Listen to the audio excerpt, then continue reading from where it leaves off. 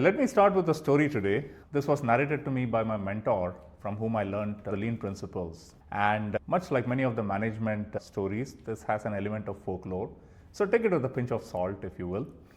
This is about value stream mapping. So this happened years ago when there was a visitor who was invited to visit the Toyota factories to study the Toyota production system. And at the end of the tour, he was very inspired by what he saw, how efficient the factory was, and he quizzed the lean sensei who was giving him the tour about how did they go about figuring out the complexities and how do they go about improving the systems on a continual basis. And he took out a piece of napkin and pretty much drew out the whole concept of how they visualize the complexities and how they map and improve their systems. This was the origin story of the famous lean tool that we call as value stream mapping.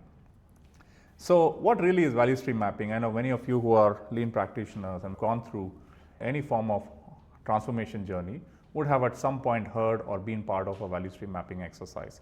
In this video, I'm not going to go into the nuts and bolts of value stream mapping.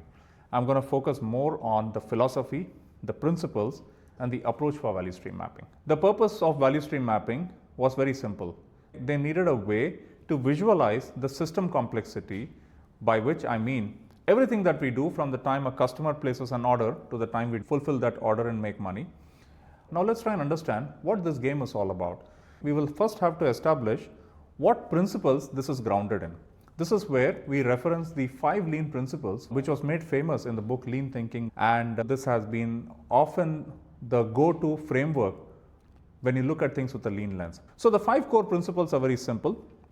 It says identify value, visualize the value stream, make value flow, create pull, and pursue perfection. When I say value, what I mean is try and understand what matters to the customer and what the customer is willing to pay for.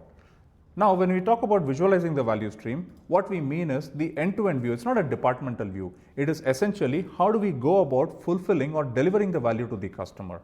The third principle says make value flow, which means anything that comes in the way of delivering the value should be questioned and removed if it forms a hindrance. And then creating pull means responding to real customer demand, which is designing the system so that it is able to fulfill and match up to the real customer demand at the pace of a customer demand. And pursuing perfection means continuously eliminating friction at every point where there is likelihood of value being dropped. So why do we need to visualize the value stream? Because we need to flow faster. The faster we flow, the faster we are able to realize revenues. The velocity with which we flow information and the material in our systems will determine our ability to make money consistently now and in the future. And it also helps us to unlock hidden profit leaks and cut through the noise. Anything and everything we do which is not directly contributing to value creation can be questioned and eliminated. So what are types of flow? Now we can understand this with a simple example. Let's say you go to a coffee shop and order a cup of coffee. The first set of activities are simply about processing what you need, which is placing the order and communicating it back to the kitchen and so on. So here it is purely processing of information, grasping what matters to the customer and quickly communicating that information within the organization and to the suppliers. And material flow simply means delivering the coffee as promised to the customer, hot and flavorful as promised to the customer. So now extending the same example, you will start to understand there are many possibilities where value can be dropped. For example, the order may be captured wrong, or the name is not captured correctly, or sometimes the order is missed. It happened, we went to a coffee shop and we placed an order and we waited for a few minutes and we realized that they had simply missed punching the order to the kitchen. And we had to go back and remind and they had to redo the order all over again. So therefore, you can understand that anything can go wrong in the process of fulfilling value. And when that happens, it can likely lead to a delay or a defect, and it can lead to a customer dissatisfaction. So what does a value stream map reveal? It reveals many of the things. It primarily reveals the end-to-end journey from order to cash, and it helps us to look at the value and the waste.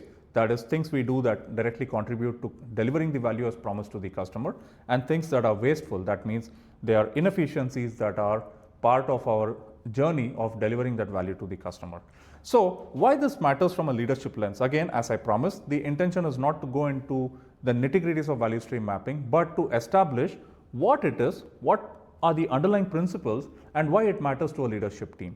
So I like to summarize this into these 4 categories, where first of all, VSM is about asking better questions. Once we are able to visualize the value stream, we would be able to then ask relevant questions. Align the team in terms of what is value as perceived by the customer, because sometimes when we get into our departmental silos, we may end up getting muddled into a lot of details of things that happen within those departments, which may sometimes miss the focus on what value we were supposed to deliver to the customer. One of the famous saying is that value always flows horizontally, but authority flows vertically. So sometimes when the transactions flow from one department to another, it is quite likely that we lose the sight of the value and get muddled in the departmental complexities. So value stream mapping helps to avoid that pitfall. It helps to create focus, it helps to enable better prioritization, and most important of all, simplify execution. When done right, it can align the entire organization on a singular view of customer value and make sure that we measure the right metrics and we take action on the right issues that impede our ability to deliver value as promised to customers. So I hope you found this video relevant and at least relatable. So next time when you launch a transformation program and VSM is one of the tools proposed, you would be able to get the connection between what it is and what value you can derive out of this tool.